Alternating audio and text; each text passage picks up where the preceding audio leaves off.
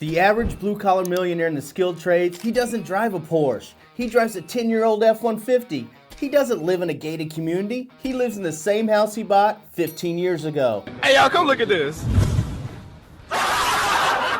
And he didn't get rich by earning a massive salary. He got rich by doing 5 things that 99% of tradespeople never even do. No, they don't. It doesn't look good. If you clicked on this video, you're about to see the exact 5-step formula that blue-collar millionaires use to build 7-figure net worth. And this is backed by data from one of the most important wealth studies ever published. I'm talking about Thomas J. Stanley and William D. Danko's The Millionaire Next Door, a study of over 1,000 real millionaires. 2/3 are self-employed, 80% are first-generation wealth, and they're clustered in blue-collar and boring businesses more than any other category. I'm going to reverse engineer their playbook today and show you exactly how it applies directly to the skilled trades.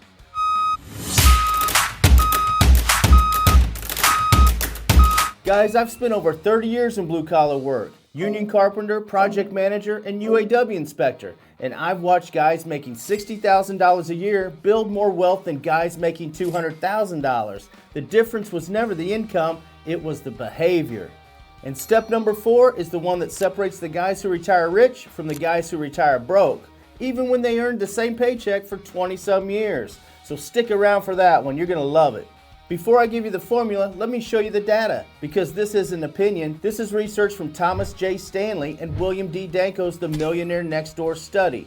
The authors expected to find them in mansions and luxury high-rises. Instead, they found them in middle-class neighborhoods, driving Fords and Toyotas. And the number one finding, most millionaires live well below their means. They don't look rich, they don't act rich, but they are rich. And a huge chunk of them are blue-collar business owners. 2 out of 3 millionaires are self-employed. 80% are first generation. They built it from scratch. 7 employed people make up less than 20% of the workforce, but account for nearly 2/3 of all millionaires. And the business they own aren't tech startups or hedge funds, they're paving companies, plumbing operations, HVAC outfits, electrical contractors, welding shops, and on and on.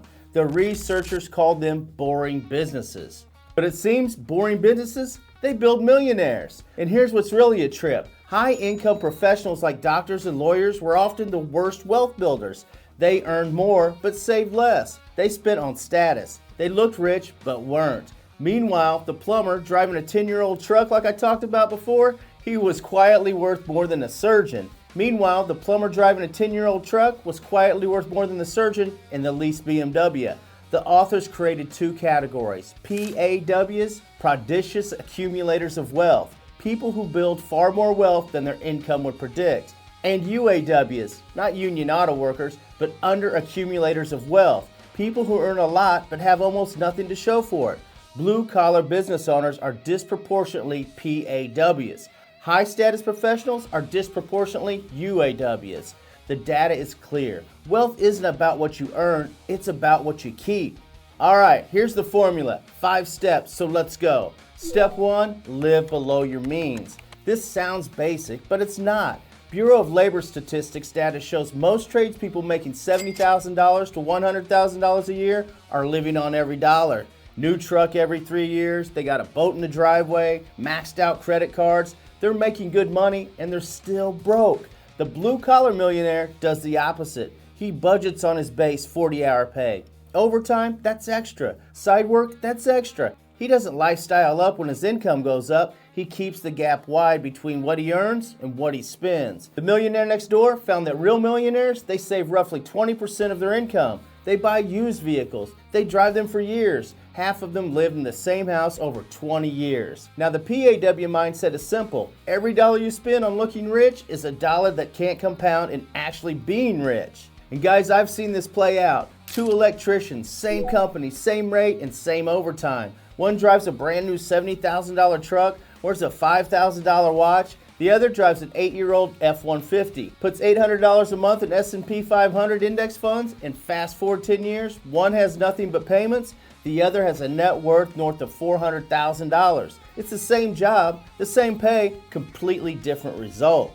And check this out, blue-collar workers have a hidden advantage over high-income professionals. Nobody expects a plumber to drive a Porsche. There's no social pressure to look rich. That freedom to live below your means without judgment, that's a wealth building superpower that doctors and lawyers just don't have. Step 2, specialize and command premium rates. A general journeyman electrician makes $29 to $40 an hour. A journeyman who gets certified in PLC programming, EV charger installation, or building automation system jumps to $40 to $65 an hour. It's the same trade, the same tools, a different paycheck. That's a $20,000 to $50,000 annual income from a certification that takes weeks or months, not years. The millionaires in Stanley and Danko's study weren't generalists. They found a niche, they dominated it, and commanded premium rates because they were the go-to expert. You see, in the trades, that looks like the HVAC tech who masters commercial refrigeration, or the plumber who specializes in medical gas systems, or the welder who goes from structural to pipeline. Each specialization creates a moat around your income that generalists can't cross. Master level certifications in these specialized areas can push rates even higher, often commanding consultation fees and top hourly wages. And here's what unlocks massive wins. Specialization doesn't just increase your hourly rate, it increases your value per hour to the employer. And that's the gap where real wealth gets built. Step 3, own a boring business. The Millionaire Next Door data is clear. Self-employed people are 4 times more likely to be millionaires than employees. And the business that produced the most millionaires, they're not flashy. They're pest control companies, they're paving contractors, plumbing and HVAC operations, diesel repair shops. The uglier the business, the richer the owner, it seems. Because nobody competes for the unglamorous stuff. Small Business Administration data shows 22% of tradespeople eventually start their own companies. You can start an HVAC, plumbing, or electrical business with $5,000 to $11,000. It's a van, a license, a phone, and your reputation. The average trades business owner earns $86,000 to $150,000. Owners who run tight operations push $150,000 to $200,000 and beyond. And the business itself is an asset with real value, something you can sell, scale, or pass down. I've watched guys go from a single van doing side work after hours to running a 3-truck operation in just 5 years. And they didn't start with a business plan, they started with a reputation. Customers kept calling, word kept spreading, and one day they realized they weren't a technician with a side gig anymore, they were a business owner who understood the trade. Now stay with me guys, because step 4 and 5 are what separate the guys who make a good living from the guys who become actual millionaires. And this is exactly why the trades are one of the best paths to real wealth in America right now. Because where else can you start with no degree, no debt, earn $60,000 to $100,000 as a skilled worker, and have a clear path to business ownership with startup costs under $11,000? That's what Course Careers is built for, helping people break into high-paying careers without a degree and without debt. Check out their free intro courses, guys. I think you'll love them. The link's down in the description. Now, steps 4 and 5, the compound interest plays. So let's go. Invest the gap. This is the step that separates the comfortable from the wealthy. The gap is the difference between what you earn and what you spend. Step 1 kept that gap wide. Step 2, it made your income bigger. Step 3, created a business that generates income beyond your own hands. Now, step 4, that puts the gap to work. The Millionaire Next Door millionaires that I talked about earlier, they spend more time planning their financial future than they spend buying things. They invest consistently, not in crypto, which might not be a bad thing, but not in meme stocks, in boring, reliable assets, S&P 500 index funds, real estate investment properties, tax advantage retirement accounts. For a tradesman, this looks like maxing out your 401k, especially if your employer or union matches contributions, or opening a Roth IRA and putting in the maximum every year, or investing in rental property once you've got the down payment. How about buying income-producing assets instead of depreciating toys?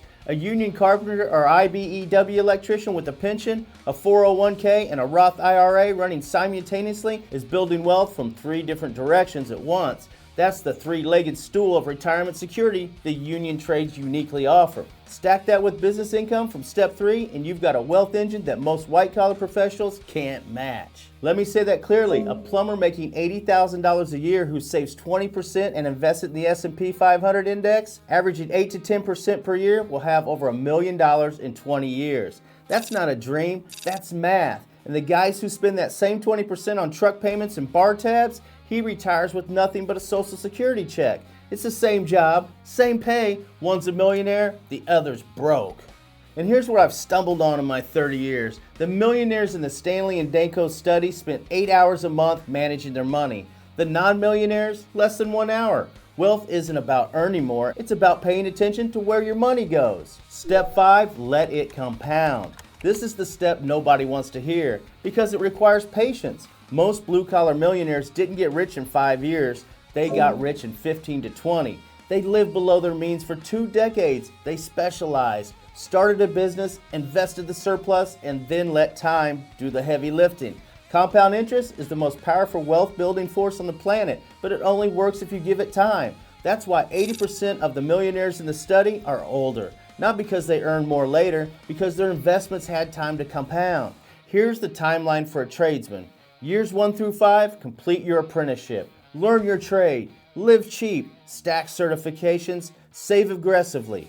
Years 5 through 10, advance to journeyman level. Specialize. Start side work or launch a business. Invest 20% of everything. Years 10 through 15, scale the business, increase investments, and let compound interest accelerate. Years 15 through 20, your investments are now growing faster than your income. Your business has real equity value. You're a millionaire, not because of one big break, because of 20 years of discipline. You see, the blue-collar millionaire formula isn't about getting rich quick, it's about getting rich for sure. The 5 steps are simple. Live below your means, specialize, own a business, invest the gap, and let it compound. Nobody can stop you from doing all 5. And if you do all 5 for 15 to 20 years, the math is on your side. And that's how 99.9% of blue-collar millionaires get there. Not luck, not inheritance, not a massive salary, discipline, behavior, and time. Thomas J. Stanley and William D. Danco's The Millionaire Next Door proves it. And the opportunity to follow the same formula is bigger right now than it's ever been. The real question is, which trade gives you the fastest path to ownership, and how do you start building wealth from day one? I break all that down several times a week here on JV Charles TV. Make sure to hit subscribe, guys. Hit that notification bell so you don't miss a thing. We'll see you on the next one.